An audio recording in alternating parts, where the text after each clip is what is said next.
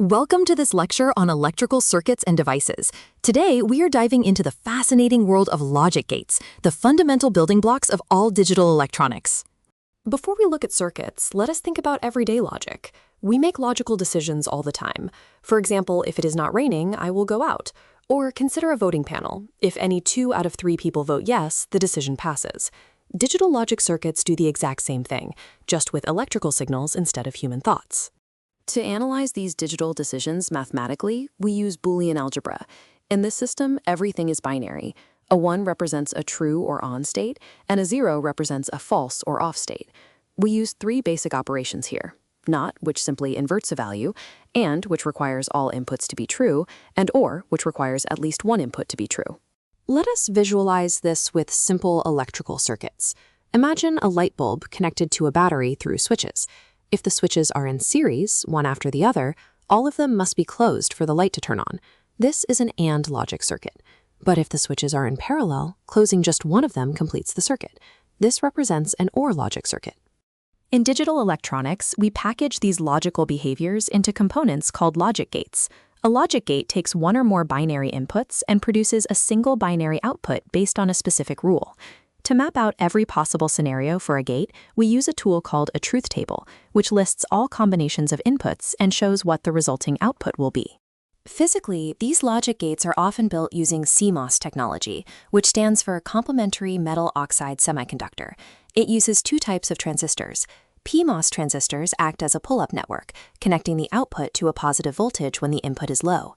NMOS transistors act as a pull-down network, connecting the output to ground when the input is high. Working together, they efficiently switch the output between 1 and 0. Let us look at the simplest gate, the NOT gate, also known as an inverter. Its job is straightforward. It flips the input. If you feed it a 0, it outputs a 1. If you feed it a 1, it outputs a 0. Notice the small circle on the symbol's output. In digital logic diagrams, that little bubble always indicates inversion.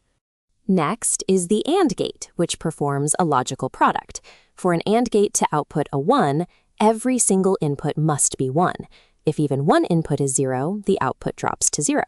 You can see this in the truth table. Only the bottom row, where both A and B are 1, results in a 1 for output C. The OR gate performs logical summation. Unlike the AND gate, the OR gate is very forgiving. It outputs a 1 if input A is 1, or if input B is 1, or if both are 1. The only time an OR gate outputs a 0 is when all of its inputs are 0. We can also combine gates. A NAND gate is simply an AND gate followed by a NOT gate. Notice the inversion bubble on the output. It outputs the exact opposite of a NAND gate. Similarly, a NOR gate is an OR gate with an inverted output. These inverted gates are incredibly important in circuit design, which we will see shortly.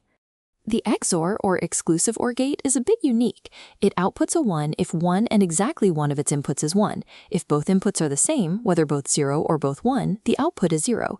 It essentially acts as a difference detector between 2 signals. When we connect multiple logic gates together, we create a combinational logic circuit. In these circuits, the output depends entirely and immediately on the current inputs. There is no memory of what happened a second ago. They are completely stateless. By chaining gates, we can build complex computational tools like encoders and decoders. Let us evaluate a combinational circuit. Here, inputs B and C feed into an AND gate, and its result feeds into an OR gate along with input A. To build the truth table, we systematically list all possible input combinations for A, B, and C, counting in binary from 000 to 111. Then we trace the logic left to right, first calculating B and C, and finally ORing that result with A. Now, for a fascinating trick of digital electronics, you might think you need a mix of AND, OR, and NOT gates to build complex circuits, but actually, you can build absolutely any logic circuit using nothing but NAND gates or nothing but NOR gates. Because of this, they are called universal gates. Manufacturers love this because NAND and NOR gates require fewer transistors and are cheaper to produce. How does this universality work?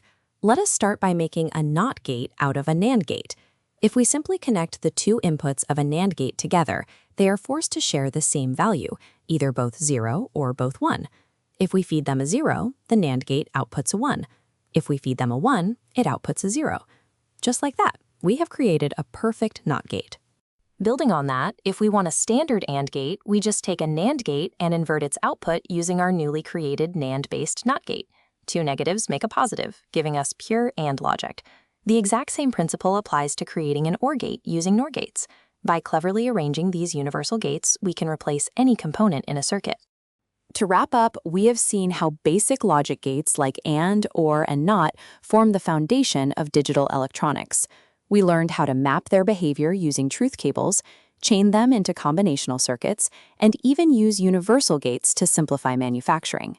For your next steps, I encourage you to research pull-up and pull-down resistors and explore what VDD means in circuit schematics.